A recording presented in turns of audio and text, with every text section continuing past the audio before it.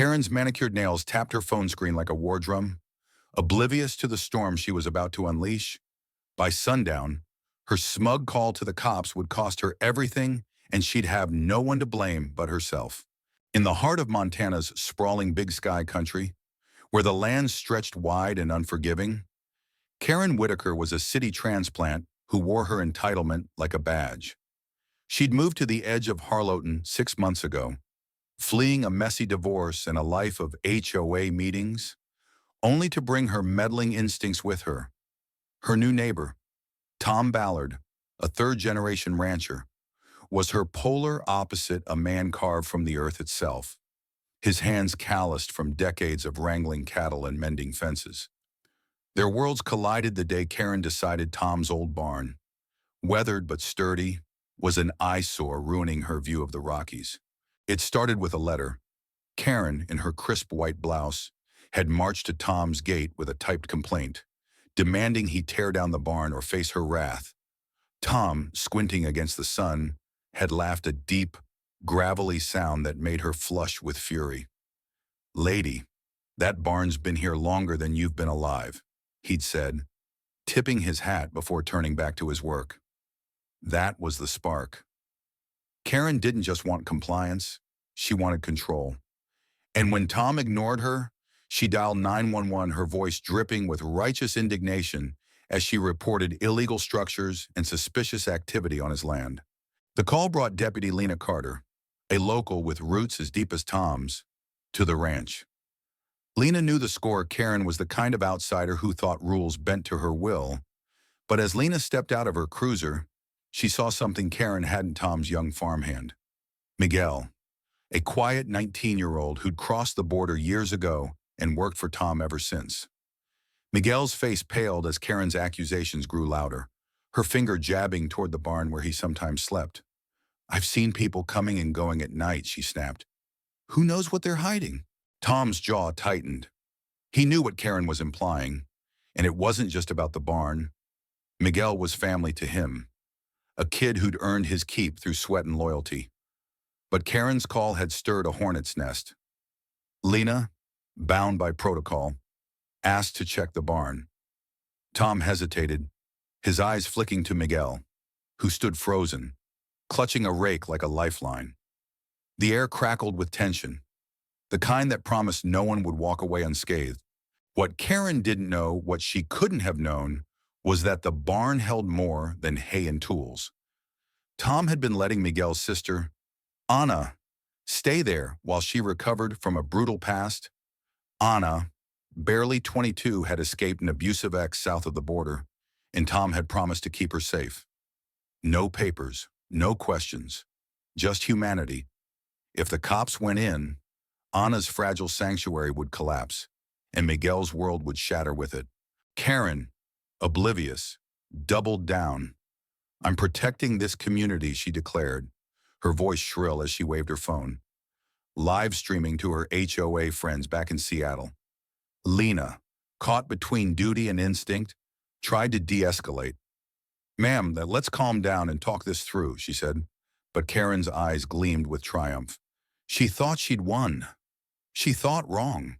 Tom stepped forward, his boots crunching on the gravel. "You want to tear my life apart over a barn?" he growled, his voice low but seismic. "You don't know what you're starting."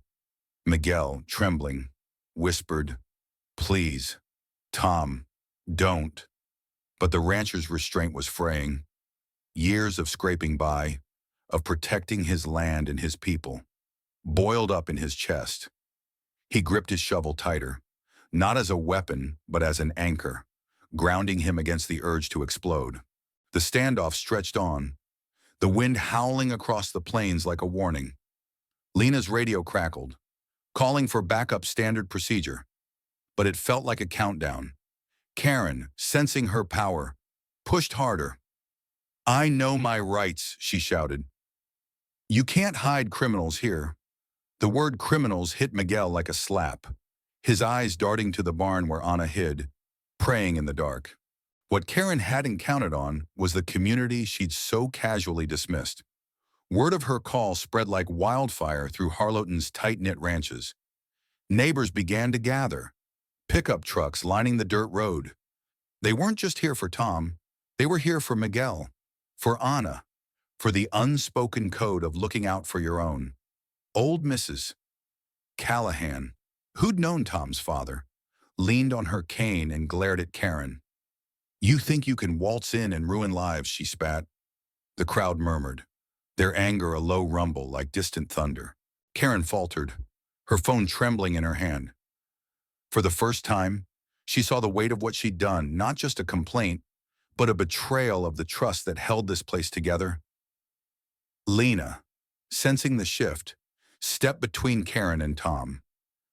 "This ends now," she said, her voice firm but pleading. "Karen, walk away. Tom, let me handle this." But the damage was done. The barn door creaked open, and Anna stepped out, her face streaked with tears, clutching a worn blanket. Miguel rushed to her, whispering in Spanish, but the sight of her broke something in Tom. "You happy now?" he roared at Karen, his voice carrying the pain of a man pushed too far. "You want to destroy a family, you want to play God." Karen's bravado crumbled, her eyes wide as she realized the human cost of her crusade. The crowd closed in, not with violence but with judgment, their stares heavier than any fist. Lena raised her hand, trying to hold back the tide, but the air was thick with reckoning. As the sun dipped below the horizon, casting the ranch in a blood-red glow, Karen's phone slipped from her fingers, the live stream cutting off. She'd wanted to be the hero of her own story, but she'd written herself as the villain. And the worst was yet to come. The Montana dusk thickened, the sky bruising purple as the crowd's murmurs grew into a chorus of outrage. Karen Whitaker stood alone, her confidence unraveling like a cheap sweater. She'd come to Harlowton seeking a fresh start, but her call to the police had ignited a fire she couldn't extinguish. Tom Ballard, the rancher, loomed like a storm cloud, his shovel still gripped tight, its blade glinting faintly in the fading light.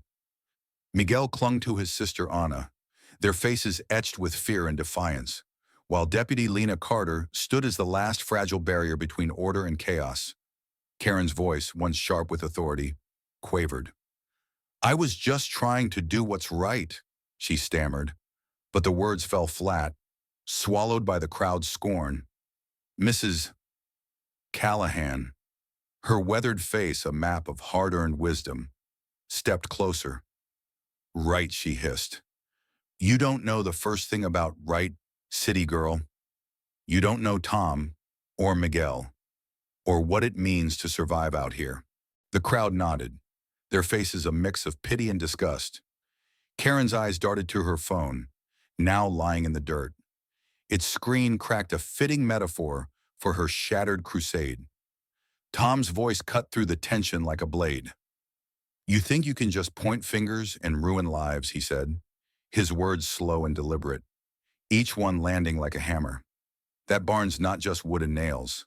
It's a home, it's safety, and you're tearing it apart." Anna, trembling beside Miguel, whispered something in Spanish, her voice barely audible but heavy with pain. Lena, her hand hovering near her holster, shot Tom a warning look. "Enough. Tom," she said, "let me do my job." But Lena's job was a tightrope. She knew the law, but she also knew Harlowton. Tom wasn't hiding drugs or weapons, just a young woman who'd already lost too much. If Lena searched the barn and reported Anna, she'd be deported, her abuser waiting on the other side of the border. If Lena looked the other way, she'd risk her badge. Karen's call had forced her into an impossible choice, and the weight of it showed in her tightened jaw. The crowd grew restless, their loyalty to Tom and Miguel outweighing any patience for Karen's excuses. A burly rancher named Hank, whose land bordered Tom's, stepped forward. "You got no idea what you've done," he said, his voice low and menacing. "This ain't Seattle. We don't ruin folks for sport." Karen flinched, her eyes scanning for an escape, but the circle of neighbors tightened, their judgment a wall she couldn't breach. Then, a new sound broke the standoff, a distant siren. Backup was coming. Lena's radio crackled again, and she muttered a curse under her breath. Karen's face flickered with hope, thinking the cavalry would save her. She was wrong. The arriving deputies weren't city cops swayed by her theatrics. They were locals, raised on the same unspoken code as Lena. They'd heard the chatter on the radio, knew the stakes, and their loyalty lay with the ranch, not the outsider. As the second cruiser pulled up, gravel crunching under its tires, Anna's courage faltered. She clutched Miguel's arm, her eyes wide with terror. "They'll take me back," she whispered. Miguel shook his head fiercely. "No, Anna, I won't let them." But his voice trembled, betraying his fear. Tom, seeing the siblings' desperation, made a decision that would change everything. He dropped the shovel, the clang echoing like a gunshot, and stepped toward Lena. "Do what you gotta do," he told her, his voice steady but raw. "But you know what's right. You know what this place means." Lena's eyes met his, a silent understanding passing between them. She'd grown up on stories of Tom's father, a man who'd fed half the town during lean years. She knew Tom wasn't just fighting for himself, he was fighting for Anna, for Miguel, for the soul of Harlowton. Karen, sensing her grip slipping, tried one last gambit. "You're all protecting illegals," she shouted, her voice cracking with desperation. "I'll report every one of you." The crowd erupted, their anger no longer contained. "Mrs. Callahan raised her cane, pointing it like a sword. "You report us," she snapped. "We'll show you what this town does to bullies." The threat wasn't violence, it was ostracism, a fate worse than any fine for someone like Karen, who craved control. Lena turned to Karen, her patience gone. "You've got one chance to walk away," she said. "Drop this, or you'll be the one regretting it." But Karen, backed into a corner, doubled down. "I'm not afraid of you people." She spat, though her trembling hands betrayed her. It was the final mistake in a day full of them. The second deputy, a grizzled man named Roy, stepped out of his cruiser. He took one look at the scene, Karen's defiance, Tom's resolve, Anna's tear-streaked face, and shook his head. "This ends now," he said, his voice carrying the weight of a man who'd seen too many feuds. He turned to Lena. "No search, no report. We're done here." Lena nodded, relief washing over her. But the tension didn't break. It shifted. Karen, realizing she'd lost, lunged for her phone, as if one more call could save her. But Hank was faster, kicking it into the dirt. "You're done," he said, his voice final. The crowd closed in, not touching her but making it clear she wasn't welcome. Not now. Not ever. Karen's eyes filled with tears, not of remorse, but of humiliation. She'd wanted to be the hero, but she'd become the outcast. As the crowd dispersed, Tom knelt beside Anna and Miguel, his voice soft. "You're safe," he said. "I promise." But the promise felt hollow. The damage was done. Anna's sanctuary was exposed, and the town's trust in outsiders was fractured. That night, Karen packed her bags, her dream of a Montana escape in ruins. She'd leave Harlowton by morning, but the scars she'd left would linger. The next day, Anna and Miguel moved on, their trust in safety shattered. Tom stood alone by the barn, staring at the horizon, knowing he'd protected his own but at a cost. The town would rebuild, but something was lost, a piece of its heart, broken by a call that never needed to be made. Karen, back in her city, would tell a different story, painting herself as the victim. But the truth, like the Montana wind, would carry further. Reflect on the power of your actions, how one call can unravel lives. Stand for your community, not against it, before regret becomes your legacy.